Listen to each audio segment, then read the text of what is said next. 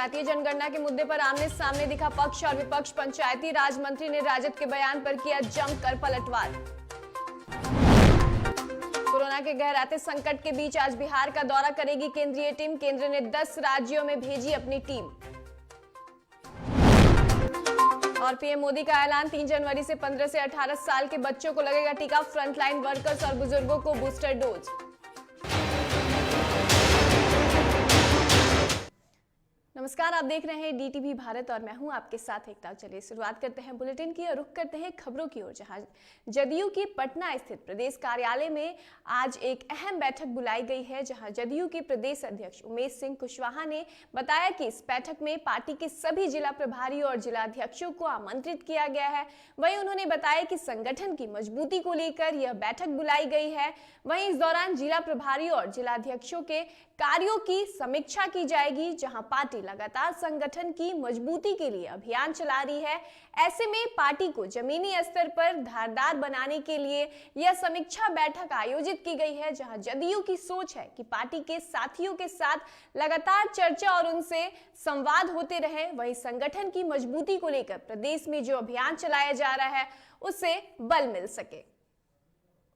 तो आपको बता दें कि आज पटना में जदयू की जिला प्रभारी व जिला अध्यक्षों की बैठक बुलाई गई है। वहीं इस बैठक में पार्टी के संगठन के विस्तार और मजबूती पर चर्चा होने की संभावना है। वहीं संगठनिक रूप से इस बैठक में काफी महत्वपूर्ण माना जा रहा है। इसमें सभी जिला प्रभारियों एवं जिला अध्यक्षों को आमंत्रित किया गया है।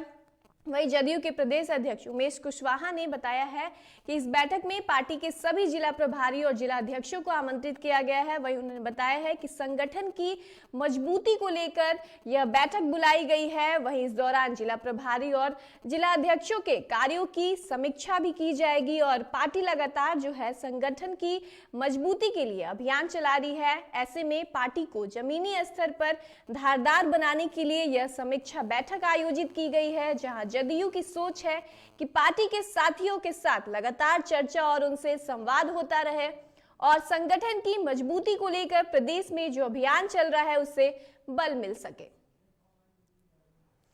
चलिए इस खबर पर ज्यादा जानकारी के लिए हमारे संवाददाता निषेध हमारे साथ जुड़ चुके हैं। तो निषेध, आज ये बैठक होने वाली है, कितना अहम हो सकती है ये बैठक और क्या कुछ बातें जो है निकल कर सामने आ सकती है इस बैठक में? बिल्कुल, देखिए इस तरीके से बदलाव की तरफ जनता दल यूनाइटेड लगातार आगे बढ़ रही है और आज जिला स्तर के नेताओं की बैठक होने वाली है और इसके साथ ही उनके कामकाज की समीक्षा भी की जाएगी। जनता दल यूनाइटेड के राष्ट्रीय नेतृत्व में बदलाव के बाद से ही कई परिवर्तन देखने को मिले और जिस तरीके से राष्ट्रीय अध्यक्ष लल्लन सिंह ने नए सिरे से पार्टी में कामकाज की शैली को विकसित किया, कई बदलाव भी हुए और अब जिला स्तर के नेताओं के लिए कहीं ना कहीं एक परेशानी खड़ी हो सकती है। जिला अध्यक्षों और जिला प्रभारियों के कामकाज की आज समीक्षा बैठक की जाएगी। जेडीयू के प्रदेश अध्यक्ष उमेश कुशवाहा ने साफ तौर पर कहा था कि जिला प्रभारियों और जिला अध्यक्षों के कामकाज की समीक्षा बैठक की जाएगी। इसको लेकर के आज प्रदेश कार्यालय में एक महत्वपूर्ण बैठक बुलाई गई है और आज की बैठक में पार्टी के सभी जिला प्रभारी और जिला अध्यक्षों को बुलाया गया है। संगठन को इस तरीके से मजबूत बनाने के लिए उनके कामकाज की समीक्षा बैठक की जाएगी और कई जो निर्णय है वो भी लिए जा सकते हैं। और इससे पहले भी आरसीपी सिंह जो राष्ट्रीय अध्यक्ष रहते हुए जिस तरीके से उन्होंने पार्टी संगठन का विस्तार किया था और उसमें बड़े बदलाव किए गए थे। लल्लन सिंह के अध्यक्ष बनने के बाद आरसीपी सिंह के करीबी मानने वाले जो नेता थे उनको भी कहीं ना कहीं साइडलाइन किया गया था और पार्टी के अंदर पुराने और समता पार्टी के दौर के साथ खड़े नेताओं को ज्यादा तवज्जो दी जा रही थी। तो अब यह देखा जा सकता है कि कहीं ना कहीं जिला स्तर से भी कई नेताओं का बदलाव किया जा सकता है और ये जो बदलाव किया जा रहा है इसमें कोई अचरज की बात भी नहीं है, क्योंकि इससे पहले भी कई बड़े नेताओं का बदलाव किया गया है। जी, कार्यों की समीक्षा ले जाएगी और क्या कुछ अहम बातें भी जो है वो इस बैठक में निकलकर सामने आ सकती है? बिल्कुल, देखिए निश्चित तौर पे संगठन किस तरीके से मजबूत हो, प्रदेश स्तर पे तो संगठन मजबूत हो रहा है, लेकिन ग्रामीण इलाकों में किस तरीके से पंचायत स्तर पे संगठन मजबूत हो उस पर चर्चा होगी और जो भी कमियां हैं उन कमियों को दूर करने की कोशिश रहेगी जनता दल यूनाइटेड की, क्योंकि प्रदेश में तो लगातार अलर्ट मोड पे है वो, लेकिन कोशिश है कि ग्रामीण इलाकों में जो पंचायत स्तर के नेता हैं उनके जनता दल यूनाइटेड के उनको मजबूत किया जाए, वो पंचायत स्तर से काम ठीक ढंग से कर सके, जो कमियां हैं उन कमियों को दूर किया जा सके। जी, चलिए बहुत बहुत शुक्रिया तमाम जानकारी के लिए। तो आपको बता दें कि आज पटना में जदयू में जिला प्रभारी और जिला अध्यक्षों की बैठक बुलाई गई है।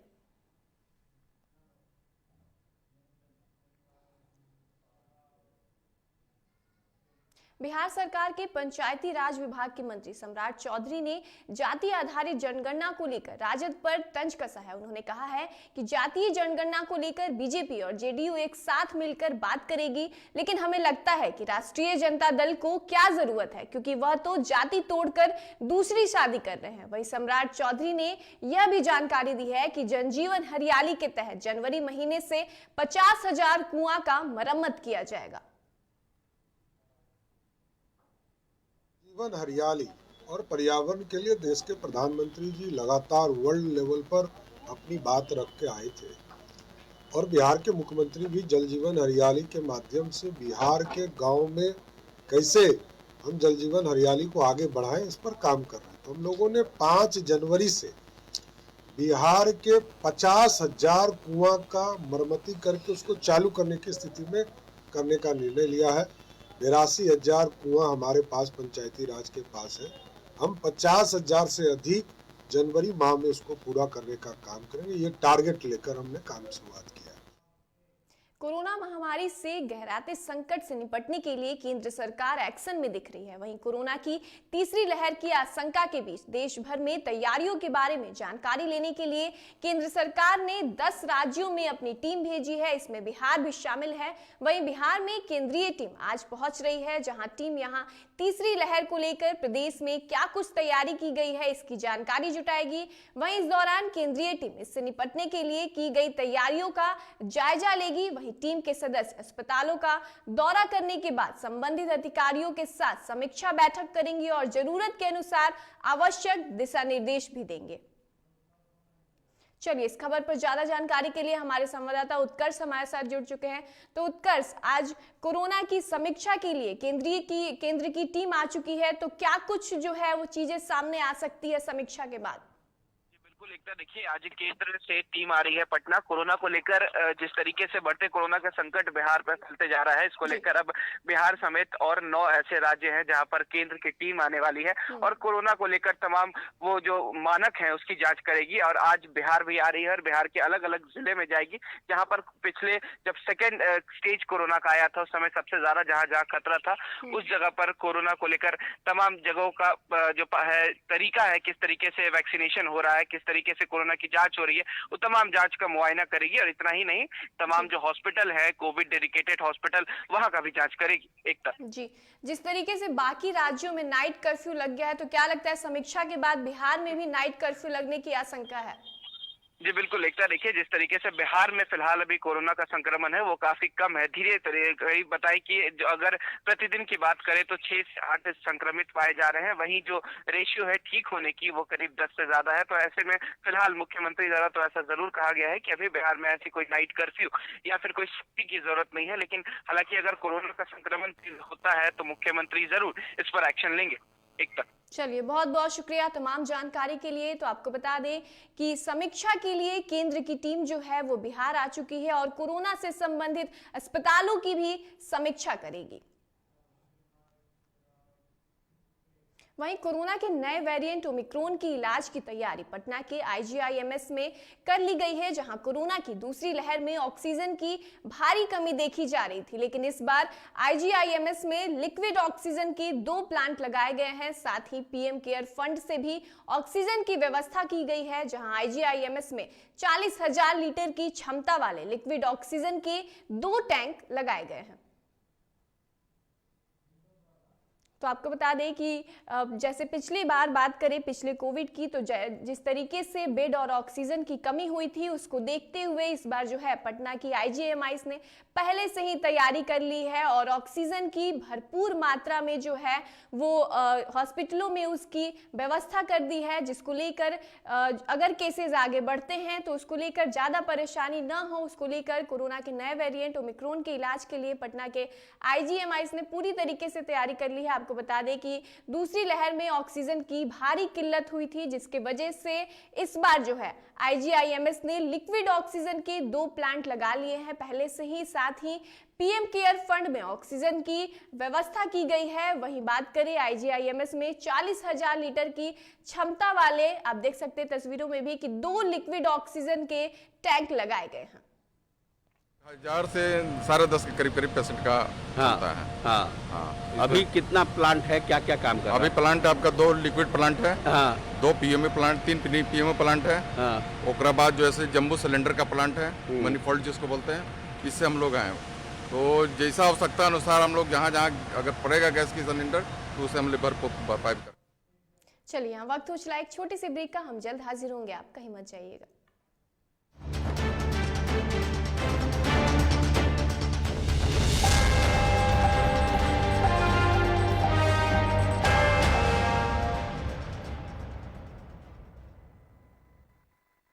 ओम शांति। मैं अनीता, रेकी ग्रैंड मास्टर। 29 दिसंबर को DTV भारत के द्वारा आयोजित पंच परमेश्वर सह बिहार श्री सम्मान समारोह में मैं आ रही हूँ। आपसे अनुरोध है कि आप भी जरूर आएं। धन्यवाद। मैं जगतपुर पंचायत की मुखिया सोनी भारती। 29 तारीख को जो ये DTV भारत द्वारा जो कार्यक्रम हो रहा है उसमें मैं आ रही हूँ, आप भी आइए। धन्यवाद। मैं प्रदीप कुमार, मुखिया प्रतिनिधि जगतपुर पंचायत। DTV द्वारा प्रोग्राम कराया जा रहा है 29 तारीख को पटना में, मैं आ रहा हूँ, आप भी आए। धन्यवाद। नफरत हो गइल बा मोहब्बत के नाम से, नफरत हो गइल बा मोहब्बत के नाम से, दिल नाही लागे कतही और दिल नाही लागे कतही, कहबे यही राम से। नमस्कार, प्रणाम। मैं जूनियर रवि किशन, आपका अपना भाई रवि शास्त्री आ रहा हूँ DTV भारत के कार्यक्रम यानी कि 29 दिसंबर को पंच परमेश्वर सह बिहार श्री सम्मान समारोह जो कि होने जा रहा है 2021 चाणक्य होटल में। तो आप भी आए, मैं भी आ रहा हूँ, बहुत एंटरटेनमेंट करेंगे। Thank you. सर छुट्टी चाहिए थी। क्यों? गांव के सारे घर कच्चे थे, बाढ़ में ढह गए, मेरा भी। Good morning sir. देखिए, बुनियाद भी पक्की, आपका नया घर भी पक्का, सालों साल चलेगा सर। ठीक है, ले लो छुट्टी।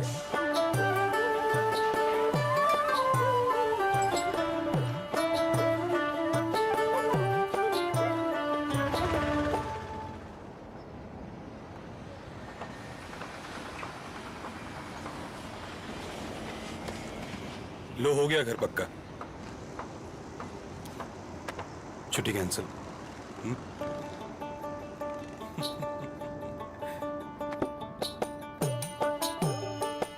सच्ची खुशी वही होती है जिसकी बुनियाद दूसरों की खुशी में हो। कोणार्क, खुशियों की बुनियाद। बिहार का गौरव कुमार प्रोग्रेसिव स्कूल। हमारे यहाँ आधुनिक प्रकार की सुविधा दी जाती है। अनुभवी शिक्षक एवं शिक्षिकाओं के द्वारा पठन पाठन की व्यवस्था, पुस्तकालय में इंटरनेट की सुविधा, विदेशी भाषा की सुविधा, वातानुकूलित कक्षाएं, यातायात की सुविधा, खेल संबंधित उपकरण उपलब्ध, वेस्टर्न नृत्य की सुविधा। हमारा पता प्रसमा नियर चमघड़ा गांव, रामगढ़, लखीसराय। Mobile number 9142578880। दूसरा मोबाइल नंबर 9142578878। हम शिक्षा के साथ साथ उत्तम चरित्र का भी निर्माण करते हैं। बिहार की बातें, झारखंड की झंकार,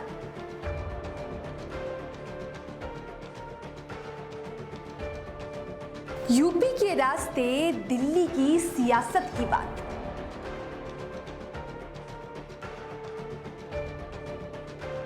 कब और कहां बिगड़े हालात, किससे किसकी बन गई बात। अब हर खबर पहुंचेगी आपके पास।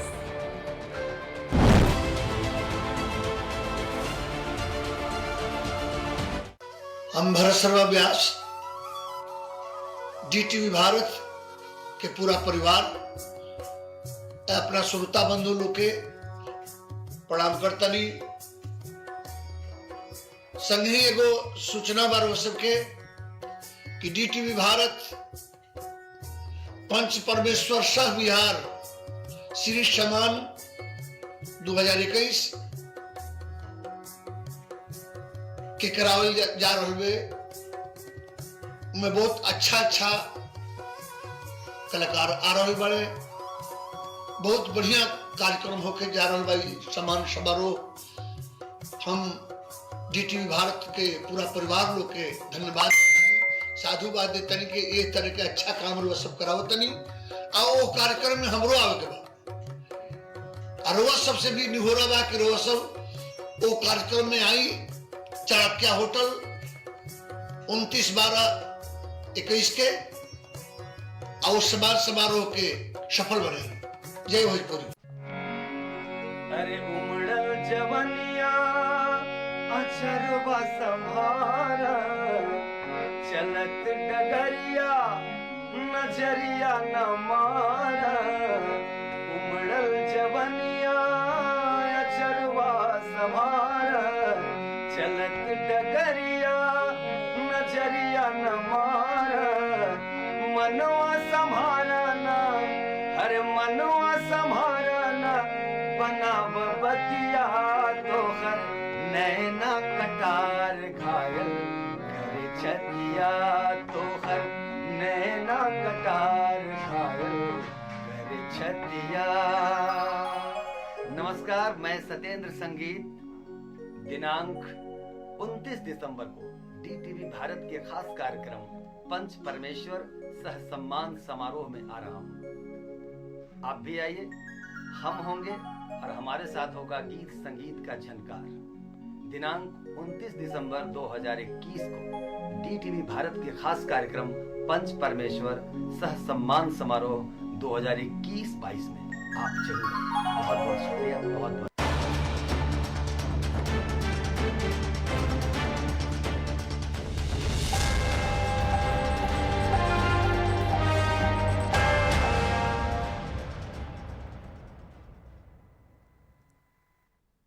स्वागत है आपका ब्रेक के बाद। तो चलिए रुख करते हैं खबरों की ओर और बात करते हैं औरंगाबाद की। जहां औरंगाबाद में पुलिस को बड़ी सफलता हाथ लगी है, जहां पुलिस ने कार्रवाई कर 6 कुख्यात लुटेरे को गिरफ्तार कर लिया है। दरअसल पुलिस ने छापेमारी करते हुए मदनपुर से सरिया लदे एक ट्रक लूट की घटना का न सिर्फ उद्भेदन किया है, बल्कि इस घटना में शामिल 6 लुटेरों को भी गिरफ्तार किया है। वहीं एसपी ने बताया कि इस दौरान लुटेरे द्वारा लूटे गए सरिया को बेचे गए और 3,11,000 रुपए और 5 क्विंटल छड़ भी बरामद किए गए हैं।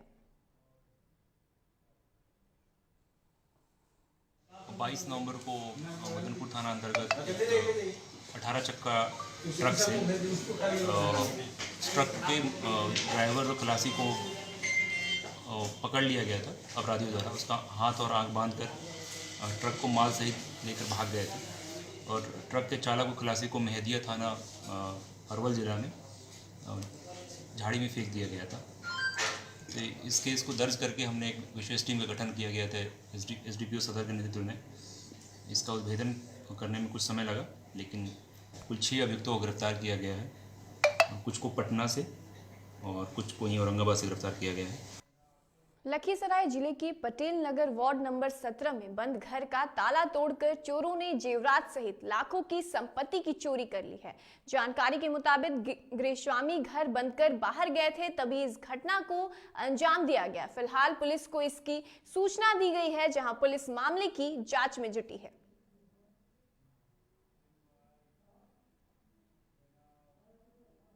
वहीं पटना सिटी में रामप्रसाद मेहता ने अपने पड़ोसी मनोज यादव पर अपने घर की बाउंड्री तोड़ने का आरोप लगाया है। साथ ही पीड़ित को जमीन छोड़ने की धमकी दी गई है। दरअसल पीड़ित ने बताया कि रात में घर पर पहुंचकर पड़ोसियों ने उनकी बहू का सिर तेज हथियार से फोड़ दिया और यह सारी घटना पुलिस के सामने हो रही थी, लेकिन आरोपी को पुलिस ने रोकने की कोशिश तक नहीं की। वहीं पीड़ित ने थाने में आरोपी के खिलाफ रंगदारी का मामला दर्ज करा दिया है।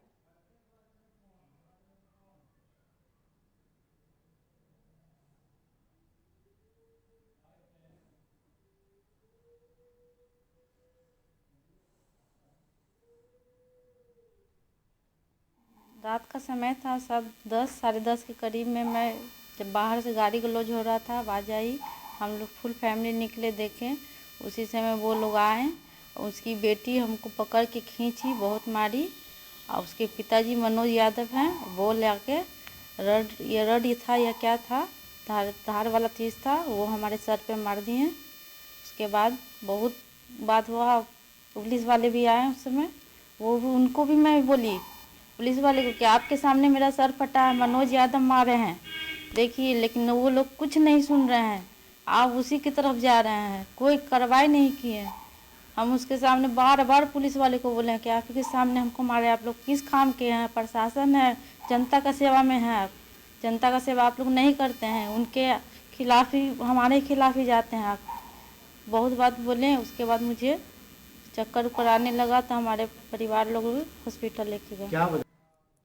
वहीं बिहार में शराबबंदी को सफल बनाने के लिए मद्य निषेध एवं निबंधन विभाग लगातार नई पहल कर रहा है। ऐसे में विभाग ने पटना के दीघा घाट पर ड्रोन कैमरे की निगरानी की जांच का ट्रायल लिया, जो पूरी तरीके से सफल रहा, जिसके बाद कहा जा रहा है कि अब दियारा क्षेत्र बस्ती से दुर्गम क्षेत्रों में भी प्रशासन के द्वारा शराब के अवैध निर्माण की निगरानी की जा सकेगी। साथ ही नदी मार्ग से भी शराब तस्करी करने वाले तस्करों पर नजर रखी जा सकेगी।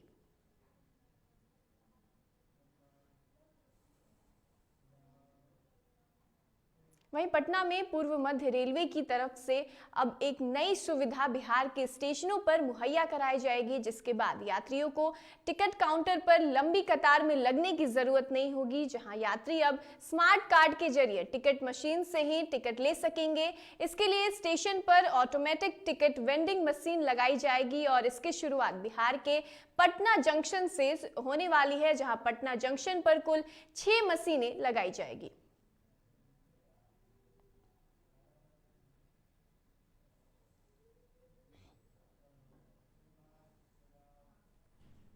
बक्सर जिले के डुमराव प्रखंड कार्यालय से महज 2 किलोमीटर दूर स्थित महरौरा प्राथमिक विद्यालय, जहां बुनियादी सुविधाओं के अभाव में नन्हे मुन्ने बच्चे जान जोखिम में डालकर खुले आसमान के नीचे पढ़ने को मजबूर है। देखिए हमारी ये खास रिपोर्ट। स्कूल के कोई भी भरोसा नहीं है, कभी भी गिर सकता है, इसलिए हम नहीं बैठते हैं उसमें। बक्सर में खुले आसमान के नीचे सैकड़ों की संख्या में बैठे बच्चों द्वारा गणित के पहाड़ों के उच्चारण की ध्वनि जब उठती है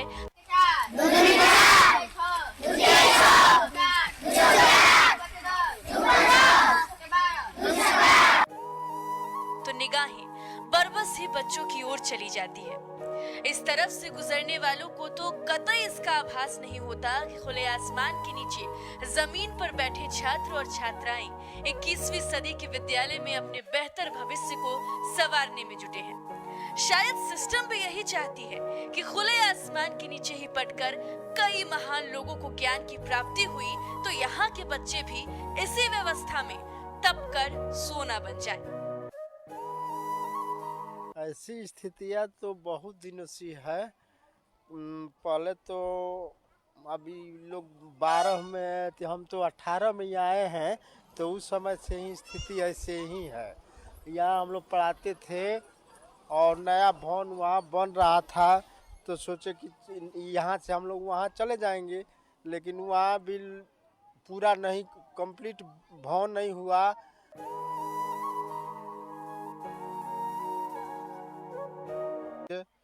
अब बक्सर एसएस कार्यालय में जाने पर वहाँ से बस इंजीनियर साहब लोग यही कहते हैं कि से आप लोग का जो विद्यालय है विशेष परिस्थिति में प्रधान सचिव के आदेश के बाद बना है।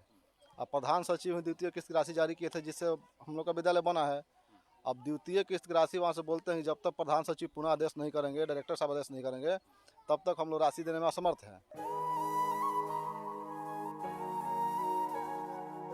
अब देखना होगा कि क्या इन बच्चों को नए भवन में पढ़ने का मौका मिलता है या बेहतर विद्यालय के इंतजार में ये बच्चे अपनी पढ़ाई पूरी कर आगे निकल जाते हैं।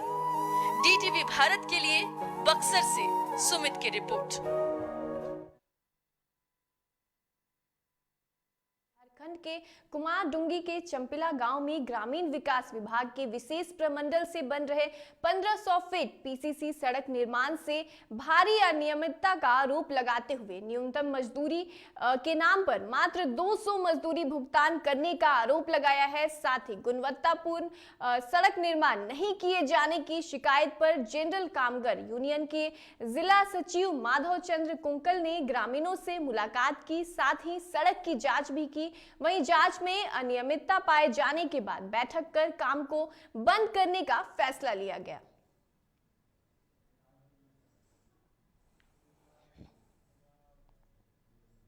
चलिए बात कर ले देश विदेश की खबरों की, जहां प्रधानमंत्री नरेंद्र मोदी ने शनिवार रात राष्ट्र के नाम संबोधन में ऐलान किया कि 3 जनवरी से 15 साल से 18 साल के आयु वर्ग के बच्चों को वैक्सीन दी जाएगी। वहीं उन्होंने कहा कि सरकार ने फैसला लिया है कि 10 जनवरी से हेल्थ केयर और फ्रंटलाइन वर्कर्स को प्रिकॉशन डोज दी जाएगी। वहीं साथ ही 10 जनवरी से 60 साल से अधिक आयु के बुजुर्गों या गंभीर बीमारी से पीड़ित को भी डॉक्टर की सलाह पर प्रिकॉशन डोज यानी बूस्टर डोज दी जाएगी। वहीं कोरोना के खिलाफ लड़ाई में स्वास्थ्य कर्मियों और अग्रिम मोर्चा के कर्मियों के योगदान को याद करते हुए प्रधानमंत्री ने कहा कि देश को सुरक्षित रखने में उनका बड़ा योगदान है।